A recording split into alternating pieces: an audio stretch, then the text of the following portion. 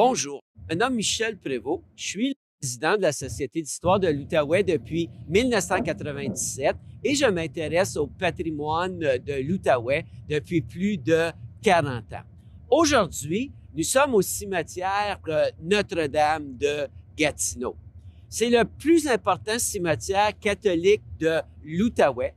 C'est un cimetière qui a été fondé en 1872 et on compte environ 50 000 sépultures de catholiques francophones, mais aussi de familles irlandaises.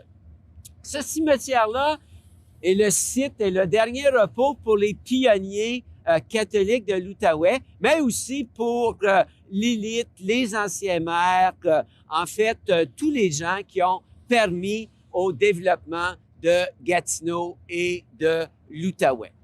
Ce qui est exceptionnel au cimetière Notre-Dame, c'est son entrée. Vous avez la maison du gardien du cimetière, vous avez aussi l'arche. L'arche d'entrée est vraiment exceptionnelle. Elle a été inaugurée le 24 juin 1902 et c'est l'œuvre de Charles Brodeur. C'est un architecte qui a réalisé beaucoup de bâtiments religieux en Outaouais, en particulier le bâtiment principal du collège Saint-Alexandre. Au sommet, on remarque l'ange annonçant la mort, qui est l'œuvre d'Arthur Vincent, un sculpteur très connu à son époque.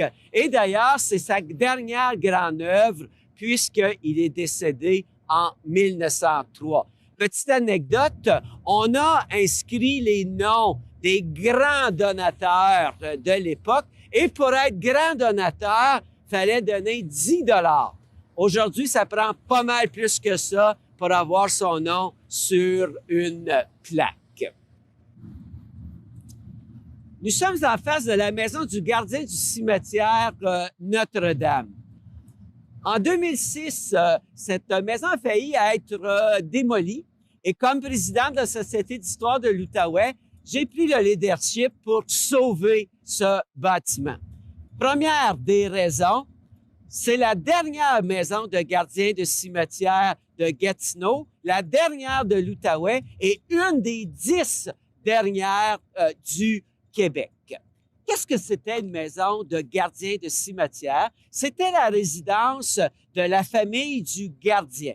En fait, il ne faisait pas que garder le cimetière. C'était un peu le gestionnaire. C'est lui qui s'occupait des sépultures, de creuser les fosses, d'entretenir le cimetière, mais également de s'occuper des registres. De 1915 à 1975, il y a 3 familles qui ont habité ici et après, c'est devenu des bureaux. Et lorsque on a inauguré les nouveaux bâtiments à l'arrière, les jardins de souvenirs ont voulu démolir le bâtiment. Mais heureusement, après une saga de 10 ans, le bâtiment a été soigneusement restauré et grâce à une subvention de 174 000 $ du Conseil du patrimoine religieux du Québec, la maison de style Queen Anne a retrouvé sa splendeur d'autrefois. Cette maison méritait également d'être préservée puisque c'est la plus ancienne du secteur, dans le secteur Hall, et c'est aussi une maison très, très rare pour le style.